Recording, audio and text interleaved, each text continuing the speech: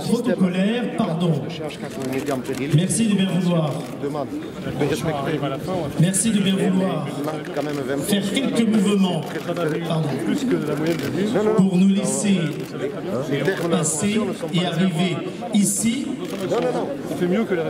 pour, dans quelques instants, procéder à la coupure officielle de ce ruban tricolore et lancer officiellement à la découpe de ce ruban tricolore. Pour la couronation, pour l'entrée de cette année, c'est très grave ce qui est en train de se passer.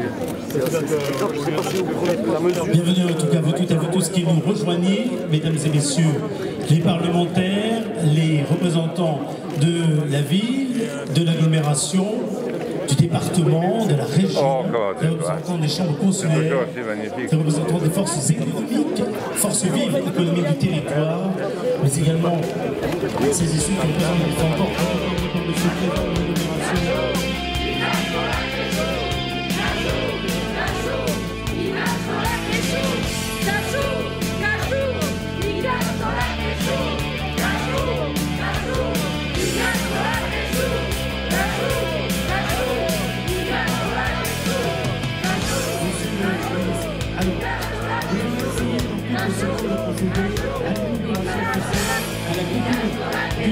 De ce ruban tricolore pour quelques élus, les parlementaires présents, Joseph Pelletot est là, Denis Saint-Pégal également, nous ont rejoint tout autour. Alors je vous explique combien juste après, de quelle façon on va se dérouler le cortège fédéral, ça sera peut-être pas comme ça. Mesdames et messieurs, le ruban est placé ici, et les élus de l'éducation nationale, nous allons procéder officiellement à cette coupure officielle sous le regard des photographes sur quelques applaudissements, s'il vous plaît. Alors, nous allons essayer de démarrer cette visite avant de commencer, et ça va être un peu compliqué de voir. Nous allons le traverser dans l'aveuglement, et ensuite traversons le village.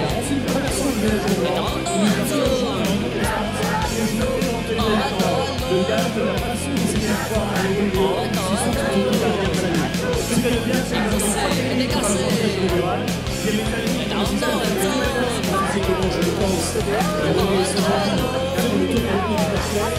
Je vous invite à aller de côté, Monsieur le ministre, je vous en prie, venez par là. Je vous en prie.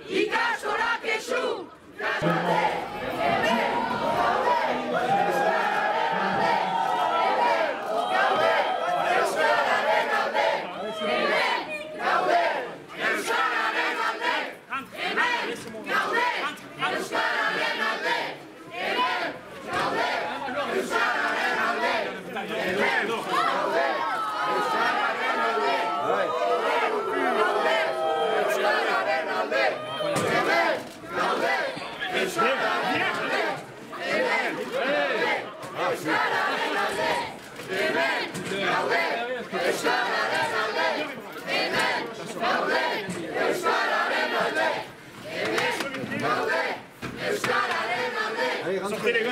Allez, rentrez. Eh oui, Si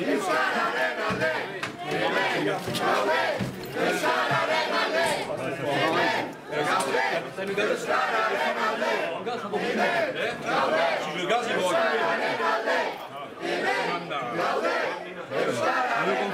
reculer. Si elle est d'accord, ils ont tiré à deux groupes, un groupe qui évacue, l'autre qui ferme. Après ça, 4 mecs qui sortent de vos poussées, les autres qui ferment la porte. C'est pas on va moins de qu'un, on va rien.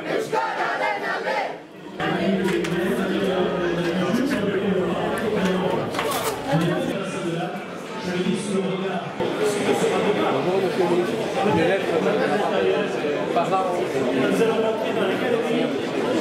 D'accord, Bien élevé et pas trop. En place avec les vestes.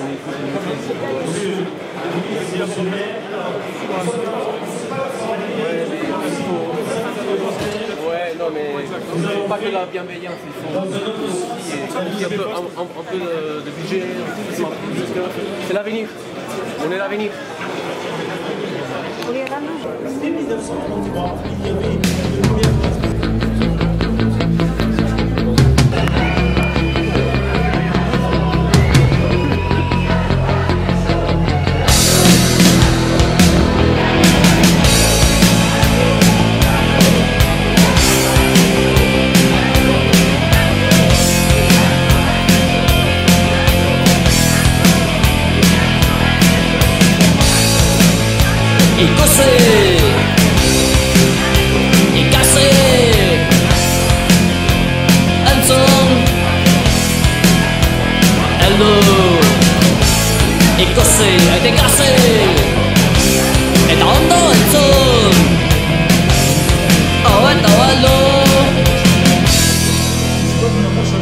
Écossais a été cassé. De l'éducation nationale et parce que encore. Tant que je suis là, j'ai quelque chose à dire à CHH. Et précisément deux choses. La première, si les ICASTOLA existent aujourd'hui, c'est parce qu'un ministre de l'Éducation, seul contre tous, a pris la décision de les faire entrer dans la loi Debré. Seul contre tous. Et ne dites pas non, ceci est vérifié. Pas du tout. Vous étiez au dépôt de bilan. Vous étiez au dépôt de bilan. Lorsque, en 1993, j'ai pris tout seul la décision de faire entrer les ICASTOLA dans la loi Debré. Deuxièmement, vous êtes ici en Béarn. Et les Béarnais ont leurs problèmes. Et il n'est pas normal que vous empêchiez les Béarnais de s'exprimer. Par exemple, à cause de vous, on n'a pas entendu les calendrettes. Et pour nous, les calendrettes, c'est très important. Je voulais le dire à cette tribune. Voilà. C'est parce que vous empêchez cette affaire-là. Je voulais le dire devant vous. Monsieur le ministre de l'Éducation nationale, je vous en prie.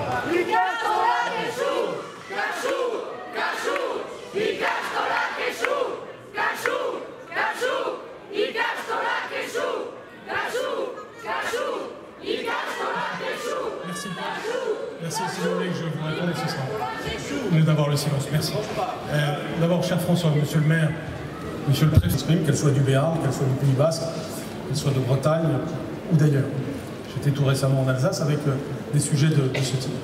Il ne doit donc pas y avoir d'ambiguïté. Vous n'avez pas devant vous un ministre de l'Éducation nationale qui serait contre les langues régionales. Ce n'est pas le cas. Je ne me laisserai certainement pas enfermer dans cette image. Je suis favorable à cela et pour tout vous dire, ça me touche même familialement. Mais nous devons aussi être justes.